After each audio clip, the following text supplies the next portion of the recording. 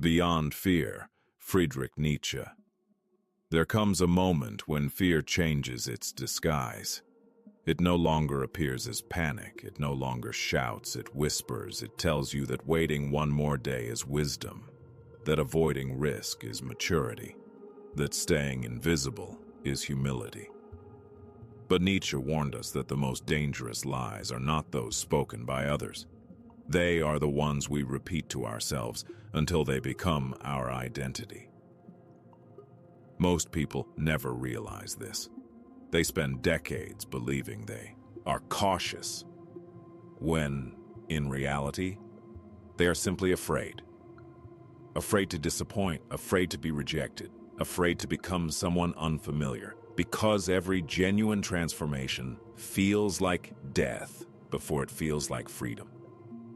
And that is why almost everyone retreats. Not because they lack strength, but because they misunderstand suffering. They believe suffering is proof they are on the wrong path. Nietzsche believed the opposite. He saw suffering as the entrance fee for becoming who you truly are. Every mountain demands climbing. Every sword is forged in fire. Every great soul carries invisible scars. The question has never been whether life will wound you.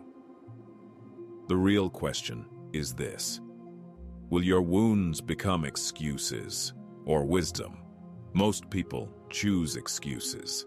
They build entire personalities around past disappointments, around betrayals, around failures, around the opinions of strangers who have long forgotten they even exist. Imagine carrying a heavy stone every single day. Not because someone forces you, but because you have forgotten how to let it go. That is how millions live. Not imprisoned by reality, but imprisoned by memory. Nietzsche challenged something even deeper. He challenged revenge. Because revenge keeps your enemy alive inside your own mind. Every minute spent hating someone is another minute surrendered to them. Freedom begins the day you stop asking why something happened to you and start asking, what can I become? Because of it, that single question changes everything. Because life stops being a courtroom and becomes a workshop. You stop demanding justice from the universe. You begin creating meaning instead. This is the difference between surviving and becoming. There is another illusion fear creates. It convinces you that certainty exists somewhere, that one day you will finally feel completely ready, completely confident, completely fearless. That day never comes. The strongest people are not fearless. They simply stopped negotiating with uncertainty. They understood something extraordinary. Confidence is not built before action. It is born because of action. Every courageous decision rewrites the brain. Every uncomfortable conversation expands your identity. Every risk accepted weakens fear's authority. Little by little, the person you once hoped to become begins looking back at you in the mirror. This is why Nietzsche admired creators, not merely artists, but anyone who creates themselves, because every human being has two choices: to inherit an identity or to forge one. The first requires obedience. The second requires courage. And courage has always been expensive. It costs comfort. It costs certainty. Sometimes it even costs relationships. Because not everyone celebrates your evolution. Some people only love the version of you that never challenged them. When you become stronger, you silently expose their own surrender. That makes people uncomfortable. Do not mistake resistance for failure. Sometimes resistance is proof that transformation has already begun. Now imagine looking back at your life decades from today. Not at your bank account, not at your possessions, not at your titles, but at your decisions. Which moments will matter? The days you stayed safe, or the days you finally became honest with yourself? The conversations you avoided, or the truth you finally spoke? The dream you postponed, or the first uncertain step you dared to take. Fear always promises protection, but what it often delivers is regret. Nietzsche once imagined a thought so powerful that it could transform an entire life. Imagine that every choice you make today must be lived again and again for all eternity. Would you still make the same decision? Would you still postpone your purpose? Would you still silence your voice? Would you still live according to someone else's expectations? Or would today become the first day of your real life? This is not merely philosophy. It is a mirror, one that refuses to flatter you, one that asks only one thing: become worthy of becoming yourself. Not perfect, not admired, not accepted by everyone, simply authentic. Because beyond fear, there is no magical destination. There is only a person who finally stopped running, and that person is free. Not because life became easier, but because they became stronger than the illusions that once controlled them. Perhaps this is why Nietzsche never offered comfort. He offered responsibility. He reminded humanity that meaning is never discovered, it is created. One courageous decision, one difficult conversation, one honest action at a time. So, before you leave, ask yourself one final question. If fear disappeared for the next 24 hours, what would you finally begin? Perhaps that answer has been waiting for you all along, and perhaps your future has been waiting too. Thank you for walking this path. If these words challenge something inside you, subscribe and join this journey of self-mastery, because this is only the beginning. In our next episode, we will enter the timeless wisdom of another extraordinary mind and discover a new path toward inner freedom, discipline, and purpose.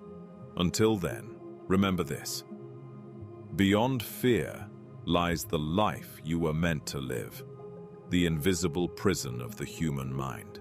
Fear rarely arrives wearing the face we expect. Most people imagine fear as trembling hand, a racing heart, or the instinct to run away. But Nietzsche saw something far more dangerous. He understood that the deepest fears become invisible. They disguise themselves as common sense, as routine, as responsibility, as the quiet voice that whispers, maybe tomorrow. And tomorrow becomes another year, another decade, another life that never truly begins. This is how entire destinies disappear, not through catastrophe, but through hesitation. Every morning, millions wake up already negotiating with their own potential. They silence ideas before speaking them. They abandon dreams before attempting them. They lower their ambitions to fit the expectations of people who never dared to dream themselves. And little by little, they forget who they were before fear taught them to become smaller. Nietzsche believed that the greatest tragedy is not dying, it is reaching the end of life without ever becoming who you could have been. Think about that for a moment. How many decisions have you made, not because they reflected your deepest convictions, but because they guaranteed acceptance? How many words remained trapped inside your mind, simply because you feared being misunderstood? How many opportunities, quietly, disappeared while you waited for permission that was never coming? Society teaches obedience long before it teaches courage. From childhood, we are rewarded for fitting in, for agreeing, for avoiding conflict, for following paths already approved by others. There is comfort in belonging, but comfort has a hidden price. It slowly replaces authenticity. The child who once questioned everything becomes the adult who questions nothing. The dreamer becomes the employee of someone else's dream. The creator becomes a spectator. And fear applauds silently from the shadows. Nietzsche called this the morality of the herd, not because people are weak, but because they become accustomed to borrowed beliefs. Most never ask themselves, "Do I truly believe this?" Instead, they ask, "Will people approve?" That single shift changes an entire existence. Because once approval becomes your compass, your soul no longer chooses the direction. The crowd does. The tragedy is subtle. It doesn't happen overnight. No one wakes up deciding to abandon themselves. It happens one compromise at a time, one silence, one excuse, one postponed decision. Until eventually, the reflection in the mirror feels strangely unfamiliar. There is another prison few people recognize: comparison. Never before in history have human beings compared themselves so relentlessly. Someone else's career, someone else's body, someone else's relationship, someone else's success. Every scroll through a screen becomes another reminder of who you think you should already be. But comparison is a game with impossible rules, because you compare your private struggles with someone else's public victories. Nietzsche warned that envy is not simply jealousy. It is surrender. The moment you measure your value by another person's journey, you abandon your own. The oak never envies the mountain. The river never envies the stars. Nature understands something we often forget. Everything grows according to its own rhythm. Only human beings insist on racing clocks that were never theirs. Fear thrives inside comparison, because comparison convinces you that you are always behind, always late, always lacking, and a person who constantly feels inadequate becomes easy to control, easy to manipulate, easy to silence. That is why Nietzsche insisted that true strength begins with solitude, not loneliness. Solitude, the ability to sit quietly with yourself without needing applause, without distraction, without constant validation. Few people can do this. Silence reveals everything we spend our lives trying to escape. It exposes unfinished grief, hidden resentment, unspoken dreams. The uncomfortable truth that the life we criticize may actually be the life we secretly chose through inaction. This is why many people fear silence more than noise. Noise distracts, silence reveals, and revelation demands responsibility. Once you clearly see the prison, you can no longer pretend the door was locked. Freedom suddenly becomes terrifying, because now the responsibility belongs to you, no one else. Not your parents, not society, not luck, not circumstances, just you. This realization feels overwhelming, but it is also the beginning of real power, because the moment you stop blaming the world, you recover something priceless: choice. Not unlimited control, but meaningful choice. You may not choose every event, but you always choose the meaning you assign to it. You always choose whether suffering becomes bitterness or wisdom, whether rejection becomes defeat or direction, whether failure becomes identity or education. Fear cannot survive where responsibility is embraced, because responsibility transforms victims into creators, and creators are dangerous, not to society, but to limitation itself. They stop asking, "Why is this happening to me?" and begin asking, "What is this asking me to become?" That single question separates those who merely exist from those who truly live. Perhaps that is the hardest lesson Nietzsche ever offered. Freedom is not comfortable, it is demanding. It requires that you stop waiting for rescue. Stop waiting for certainty. Stop waiting until you finally feel ready. Because readiness is often nothing more than another disguise for fear. The bridge to your future will never appear all at once. It reveals itself only after the first courageous step. And that is where every extraordinary life begins.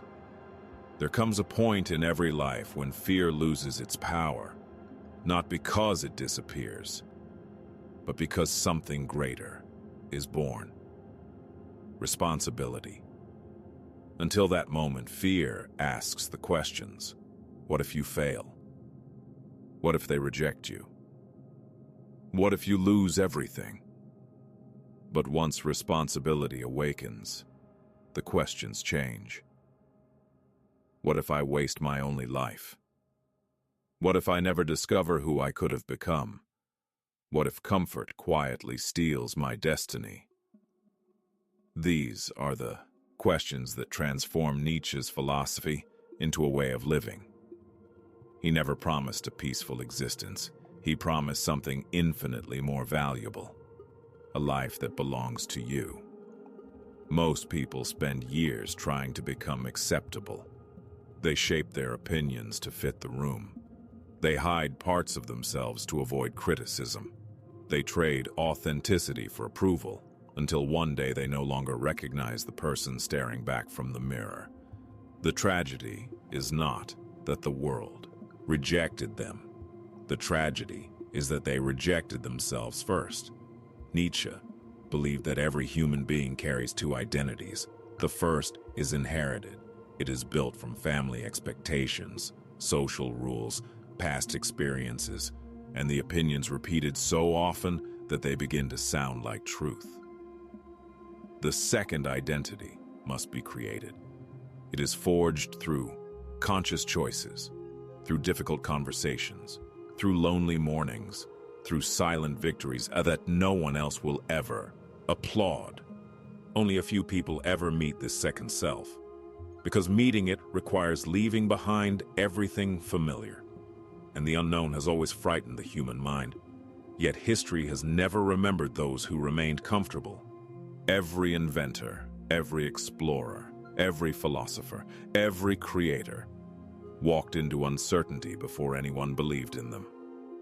They were misunderstood, questioned, mocked, sometimes abandoned, but they continued anyway.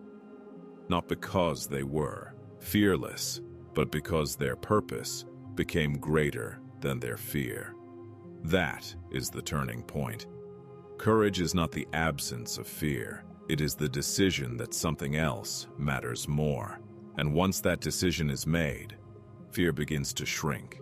Not overnight, not all at once, but every single time you choose action instead of hesitation.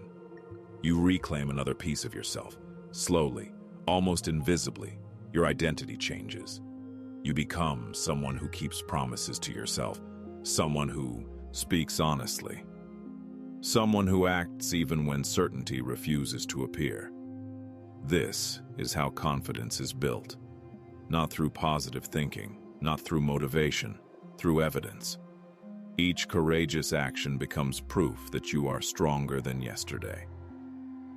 Eventually, the person you once admired from a distance begins to exist inside you.